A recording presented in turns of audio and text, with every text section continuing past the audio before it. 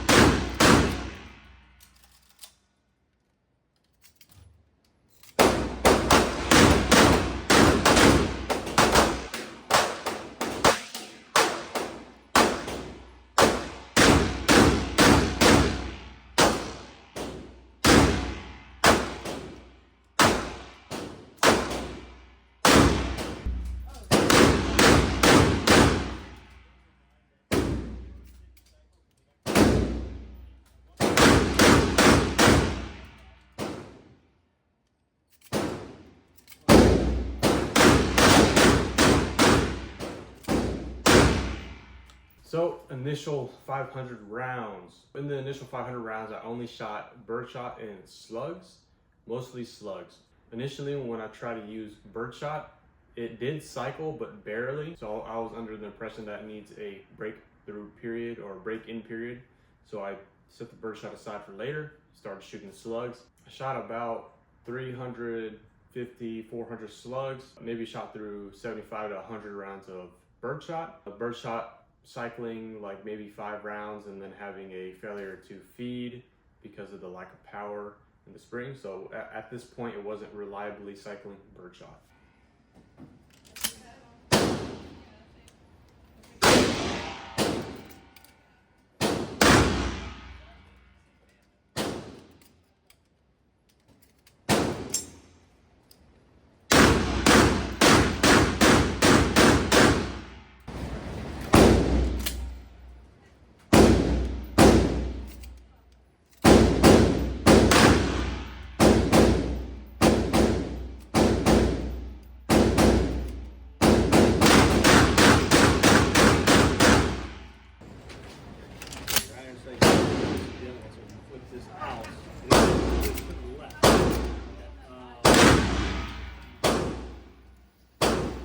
Into it, like, you know, so you can like zoom in. It's kind of cool.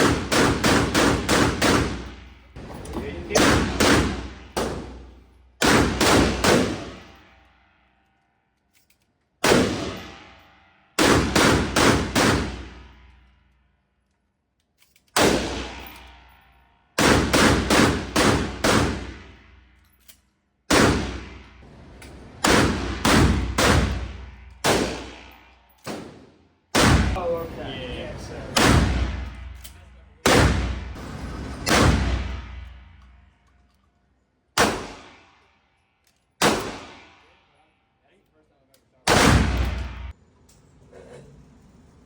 So I let the shotgun sit in my place for like a week or two, took it back out.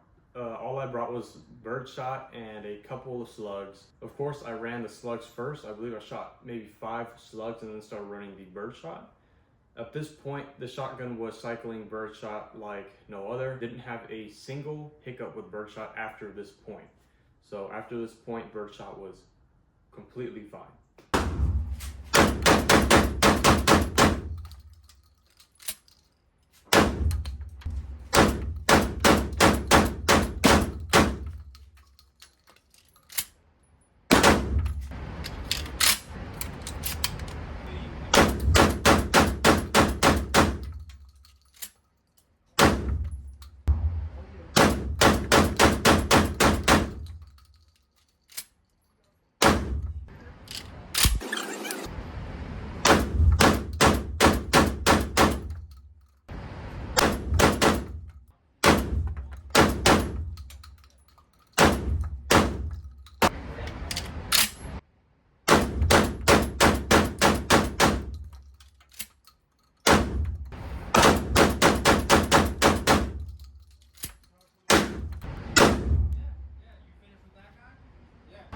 And you just let them know that you want to rent the one of the pump shotguns.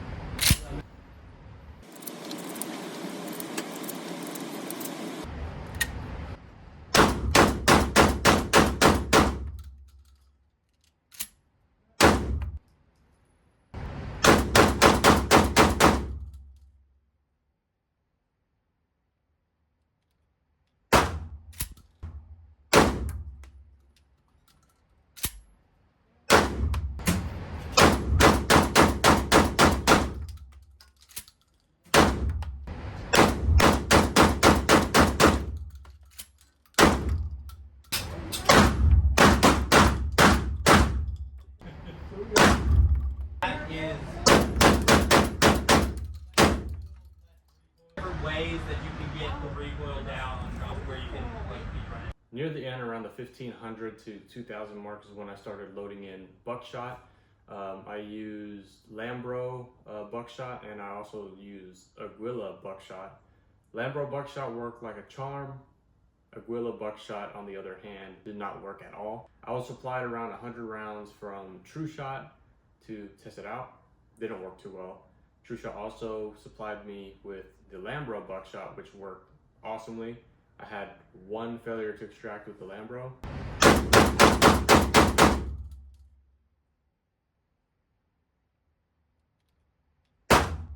The Aguila, I had a failure to extract every single round. Yeah, you finished with that guy? Yeah. And you just let them know that you want to rent the one of the pump shotguns.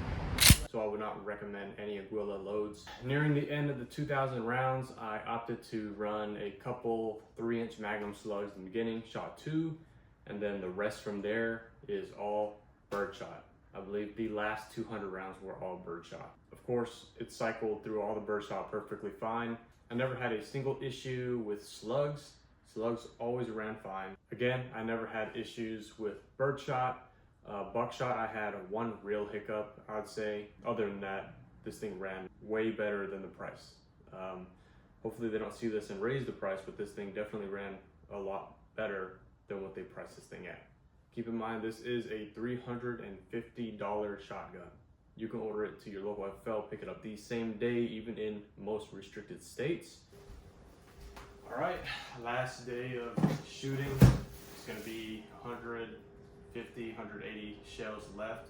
Gonna run some slugs through it, and then of course the cheap stuff, the birdshot. Safariland makes these forks that you can essentially put on anything with holes on it, or put holes on it if you want. Before I get to loading this stuff up, I just wanted to see if this worked, because I attached this fork on this shell holder. So let's take this Safariland holster off. Hopefully this fits right on there. Perfect. That's coming with me to the ring.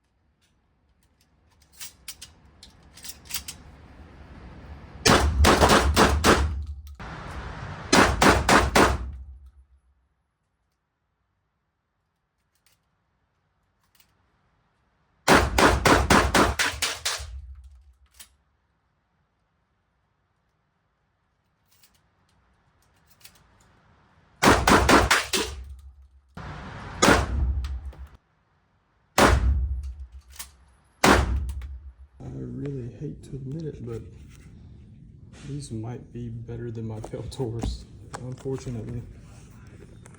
2,000 rounds later, this shotgun has survived 3-inch Magnum slugs, 2 3/4 Federal high power slugs, 2 3/4-inch Troy slugs, 2 3/4-inch Buckshots from Lambro, and Federal birdshot you can get at Walmart for $30, 100 rounds a case. In my opinion, I would say this is pretty reliable. There are only really 3 main failures in this 2,000 rounds, which is the beginning. The beginning is the birdshot not cycling reliably.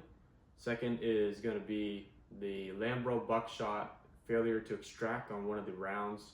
There's a single round on the Buckshot, but I'll still count it. 1 failure to extract. And the third issue I'll get into right now, and I'll actually show you. You can see down in there where the lifter will lift the shell up and then the bolt will ride it forward. There is a section between the chamber and the magazine tube where if a shell is thrown in too quick, like this, let's say I'll force it, and it's pushed up against the magazine tube or the follower, and you try to ride it forward, it'll get stuck on that little lip right under it. So the easiest way to fix it for me is when I ride it forward, it gets stuck, I just push it forward and it'll force it in. Let's look at the marks that I made on this thing while shooting and look at all the wear as well. Up at the muzzle, it's hard to see with the lighting, but there is discoloration on the muzzle, which is most likely carbon buildup. On the barrel itself, there's big discoloration on the middle of the barrel compared to the front and rear. While I was shooting, the barrel would actually turn a white tint if I shot like more than 300 rounds a day. Here we can see my skin and dried blood because my hand got pretty messed up doing the push and pull. In the chamber itself, all there is just a ton of carbon buildup. That up there used to be this color of silver, but now it's of course carbon filled. Chamber itself, nothing wrong with it. The lifter is fine. The magazine follower is actually G&G. I forgot to mention that. Looking at the bolt, there's no real visible wear on it, just carbon buildup. All the wear on this thing is all cosmetic. Nothing actually attributes to the functionality of the MAC1014. To wrap up this video, do I recommend this? Yes. Who do I recommend it for? People who don't like shotguns but want to get into it, probably where I'm leaning towards. If you're on a budget, can't afford a Benelli M4, this is definitely a great option as well. Don't let people talk trash on you. At the end of the day, if a budget option works, no one can really tell you you're wrong. If your shotgun that is a quarter of their price works just fine. If you do get this and someone says something, ignore it. Yes, do recommend it. $350 again. Before I go, I want to thank Shell Shock Protection. If you guys probably seen in the videos, I may or may not have been wearing this. They make some pretty awesome ear pro and eye pro, which I've been using recently. I use for the majority of the testing on the Dusk 19R, which is a pretty sweet little gun. I just like the gel pads a little more than my Peltors, but obviously I can get that fixed on the Peltors as well. I also want to give thanks to True Shot Ammunition for providing me with a 1/10 of the ammo used in this testing. They provided me 200 rounds of Buckshot, and they have some pretty good deals if you're trying to buy in bulk over there. So check them out. Anyways, guys, thank you guys for watching, and let me know what you think.